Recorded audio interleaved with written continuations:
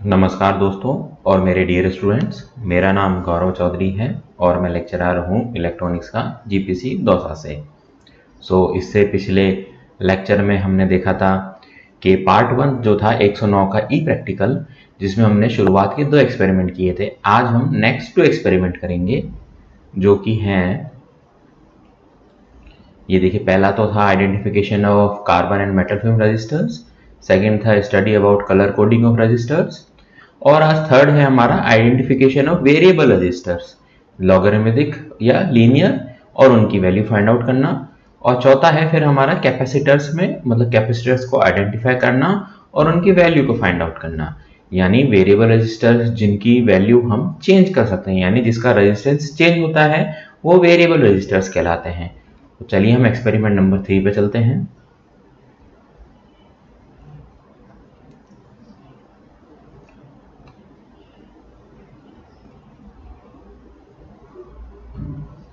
ये हमारा ऑब्जेक्ट है identification of variable registers log and linear and finding their values. हमें जो इक्विपमेंट्स रिक्वायर होंगे वो होगा मल्टीमीटर लीड्स, यानी जो मल्टीमीटर के जो वायर्स होते हैं, और वेरिएबल रजिस्टर्स। तो हम थोड़ा सा इसका जो थियोरेटिकल पार्ट है वो देख लेते हैं। Variable registers consist of a resistance track यानी उसमें एक मल्टीपल पैरेलल ट्रैक्स होते हैं जो उसमें अलग अलग वेरिएबल रेजिस्टेंस की वैल्यू होती है, with connections at both ends and a wiper which moves along the track as you turn the spindle, यानी हम जैसे जैसे उस स्पिंडल को मूव करते हैं उस हिसाब से रेजिस्टेंस वेरी करता है। अब जो ट्रैक होता है वो ट्रैक या तो कार्बन का होगा या सिरेमिक का होगा, या मतलब जो कि सिरेमिक और मेटल मिक्सचर का बना होगा, या एक वायर की कॉइल भी हो सकती है। तो वेरिएबल रेजिस्टर्स को हम मतलब एज अ रियोस्टेट, जो कि हमने फिजिक्स में देखा है, जिसके अंदर 2 कनेक्शंस होते हैं, या हम एक पोटेंशियोमीटर की तरह यूज कर सकते हैं जिसमें 3 कनेक्शन होते हैं, जिसमें 2 जो लैग्स होती हैं वो तो फिक्स होती है, और जो थर्ड लैग होती है उसके रेस्पेक्ट में जब हम वेरिएशन करते हैं वो हमारी वेरिएबल रजिस्टर यानी पोटेंशियोमीटर होता है, जिसको हम आमतौर पे प्रीसेट भी कहते हैं, जैसा कि डायग्राम में बहुत स्पेसिफिकली दे रखा है। जैसा कि आप देख सकते हैं, माउस की सहायता से मैं दिखाता हूं। ये देखिए, ये टर्मिनल्स हैं और ये कुछ इसका डायग्राम है।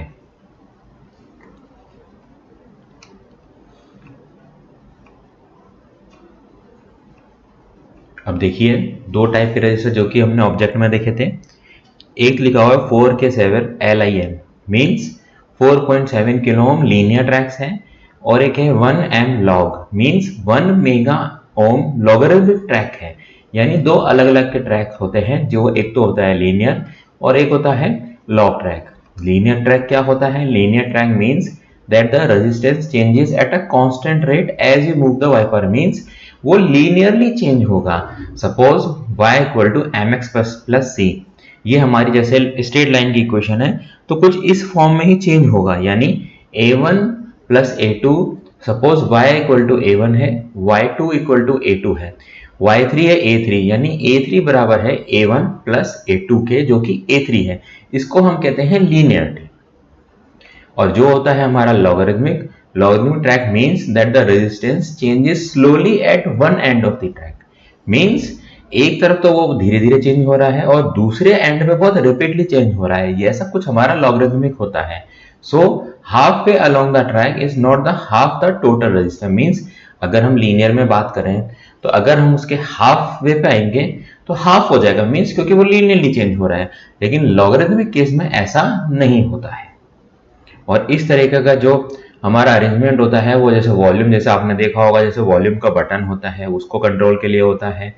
और हमारा जैसे किसी को हमें कुछ स्लो चेंज करना है, जैसे सपोज आपने मतलब इंस्ट्रूमेंट्स में देखा होगा कोर्स और फाइन कंट्रोल, उसके लिए हमें लॉगरिथमिक चेंज की जरूरत पड़ती है। एक होता है हमारा रियोस्टेट, जो कि भी एक वेरिएबल रेजिस्टेंस की तरह हम इसको यूज कर सकते हैं। पोटेंशियोमीटर जो कि मैंने समझाया था, प्रीसेट भी पोटेंशियोमीटर का होता है। ये देखिए, मोस्ट कॉमनली यूज जो वेरिएबल रेजिस्टेंस है लेफ्ट से लेकर राइट तक, जिसमें 3 हैं। जो सबसे इधर वाली है पैरेलल को छोड़ के, वो वेरिएबल रेजिस्टेंस लैग होती है, जिसकी सहायता से रेजिस्टेंस को चेंज किया जाता है। तो हमने इसका रिजल्ट देखा कि किस तरीके से हमने इनको पढ़ा, इनको हमने डिफरेंशिएट किया इनके सर्किट डायग्राम से, इनके सिंबल से। रही बात मेजरमेंट की, तो वो मल्टीमीटर के साथ में जो कि 7th 8th से लेके 11th एक्सपेरिमेंट है उसमें हम इनको करके देखेंगे। अब हम बात करते हैं अगले एक्सपेरिमेंट की, to identify capacitors and finding their value. इससे पहले अगर हम बात करें, वही हमें सेम रिक्वायरमेंट है। अगर हमें वैल्यू फाइंड आउट करनी है मल्टीमीटर लीड्स और डिफरेंट टाइप ऑफ कैपेसिटर्स। अगर हम कैपेसिटर को समझे सबसे पहले, तो कैपेसिटर भी एक रजिस्टर की तरह एक पैसिव एलिमेंट होता है। मींस ऐसा कंपोनेंट जो कि एनर्जी को स्टोर तो करता है लेकिन उसका एम्प्लीफिकेशन नहीं कर पाता है। एनर्जी को कुछ टाइम के लिए वो स्टोर करता है और कुछ पर्टिकुलर सेकंड्स या हम बात करें मिली सेकेंड्स, वो हमारे सर्किट के ऊपर डिपेंड करेगा, उसके बाद में उसकी एनर्जी लूज हो जाती है। इसीलिए इसको हम पैसिव एलिमेंट कहते हैं। मींस ये खुद से इनिशिएट नहीं कर सकता और इसको हमेशा हमें कुछ ना कुछ फीड करना पड़ता है। जैसे कि लिखा हुआ है that stores energy in the form of an electrostatic field. Means ये इलेक्ट्रिक फील्ड की टर्म्स में एनर्जी को स्टोर करता है। मींस कैपेसिटर में जैसे हम देखते हैं कि जैसे सपोज एक और डेफिनेशन है, इसके अंदर दो मेटल की प्लेट्स होती हैं जो कि सेपरेटेड होती है एक इंसुलेटर से। अगर एक मेटल की प्लेट में पॉजिटिव चार्ज है तो दूसरी साइड में नेगेटिव चार्ज है। और in simplest form capacitor consist of two conducting plates separated by an insulating material, जिसको हम डाइलेक्ट्रिक भी कहते हैं। वो डाइलेक्ट्रिक हमारा एयर भी हो सकता है, वैक्यूम भी हो सकता है, और डिपेंड करेगा कि कौन सा मटेरियल है। कैपेसिटेंस की जो स्टैंडर्ड यूनिट होती है वो फैराड होती है, और हालांकि एक फैराड बहुत बड़ी यूनिट होती है। मींस एक फैराड के मींस हम माने तो हमें कम से कम एक अलमारी, एक नॉर्मल अलमारी जितना बड़ा हमें कैपेसिटर चाहिए होगा। इसलिए जनरली कैपेसिटर को हम माइक्रो फैराड की टर्म्स में या पिको फैराड की टर्म्स में रिप्रेजेंट करते हैं, जिसका साइज एक नॉमिनल होता है। एक पीसीबी में आप उसको आराम से फाइंड आउट कर सकते हैं। अगर हम कैपेसिटर की बात करें तो एक तो इलेक्ट्रोलाइट कैपेसिटर होता है जो कि पोलराइज्ड होता है, और इसका जो कनेक्शन होता है वो मस्ट होता है कि वो एक प्रॉपर फॉर्म है। मींस जहां पर अगर पॉजिटिव है तो हमें उसको पॉजिटिव और नेगेटिव को हमें नेगेटिव से हमें कनेक्ट करना होता है। एक होता है टैंटलम बीट कैपेसिटर्स जो कि पोलराइज्ड होते हैं और लो वोल्टेज रेटिंग के होते हैं जैसे कि इलेक्ट्रोलाइटिक, लेकिन ये स्मॉल होते हैं और थोड़े महंगे होते हैं। एक होता है पॉलीस्टेरीन कैपेसिटर्स। इस कैपेसिटर्स को हम आजकल यूज नहीं करते हैं, ये जनरली विदाउट यूनिट्स में ही प्रिंटेड होते हैं और बहुत इजीली हीट हो जाते हैं अगर जब हम इनको सोल्डरिंग के टाइम पे इसको हम यूज करेंगे तो। ये ऐसा कुछ पॉलीस्टेरीन कैपेसिटर का डायग्राम है। माइका कैपेसिटर्स को हम डाइलेक्ट्रिक की तरह यूज करते हैं, जिनकी वैल्यू स्मॉल होती है लेकिन ये अनपोलराइज्ड होते हैं, और इनको हम कैसे भी कनेक्शन कर सकते हैं जैसे कि इलेक्ट्रोलाइटिक। और हमने उसे दूसरे वाले कैपेसिटर में देखा था, हमें एक पॉजिटिव और दूसरा नेगेटिव हमें देख के लगाना है सर्किट में, लेकिन इसमें ऐसा कुछ नहीं होता। इसको हम दोनों इसकी जो मतलब लैग्स होती है हम उसको इंटरचेंज कर सकते हैं, और ये भी सोल्डरिंग के टाइम पे हीट से डैमेज नहीं होते हैं। और इनकी वोल्टेज रेटिंग हाई होती है, कम से कम ये 50 वोल्ट से लेकर 250 वोल्ट तक ये स्टैंड कर सकते हैं। एक होता है हमारा सिरेमिक कैपेसिटर्स जो कि आप बहुत ही कॉमनली आपने देखा होगा, काफ़ी मतलब यूज़ होता है। सिरेमिक कैपेसिटर्स में हम बात करें तो इसके अंदर सिरेमिक का डाइलेक्ट्रिक होता है, इसलिए इनका नाम सिरेमिक कैपेसिटर्स पड़ा है। और जनरली ये 3 बेसिक टाइप के सिरेमिक हमारे डाइलेक्ट्रिक्स होते हैं, एक तो लो परमिटिविटी का, एक मीडियम का और एक हाई का। परमिटिविटी मीन्स वो इलेक्ट्रिक फील्ड उससे कितना पास होने देगा, सिंपल सी परमिशन।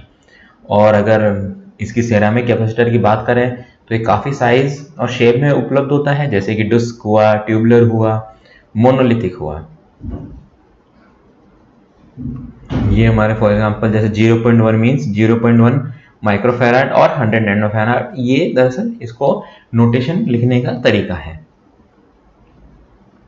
अब जैसे कैपेसिटर नंबर कोड की हम बात करें तो आपने यूजुअली देखा होगा कि कैपेसिटर की जैसे number code is often used on small capacitor where printing is difficult, means capacitor की जो बेसिकली साइज होती है वो बहुत छोटी होती है, तो समटाइम्स कभी कभी हमें दिक्कत होती है कि हम उसको कैसे फाइंड आउट करें। तो उसका बेसिकली तरीका ये है, क्योंकि प्रिंटिंग तो पॉसिबल है नहीं, तो जो हमारा फर्स्ट नंबर होता है वो फर्स्ट डिजिट, सेकेंड नंबर होती है वो हमारी सेकेंड डिजिट होती है, और जो थर्ड नंबर होता है वो नंबर ऑफ जीरोस को बताता है और वो कैपेसिटेंस की वैल्यू बताता है पिकोफैराड में। फॉर एग्जाम्पल 102 मीन्स 10 और उसके आगे और 20 पिकोफैराड, नॉट 102 पिकोफैराड मीन्स 10 तो वैल्यू हुई और 2 जो थर्ड डिजिट है मीन्स 2 जीरो और है, 1000 पिकोफैराड मीन्स 1 नैनोफैराड।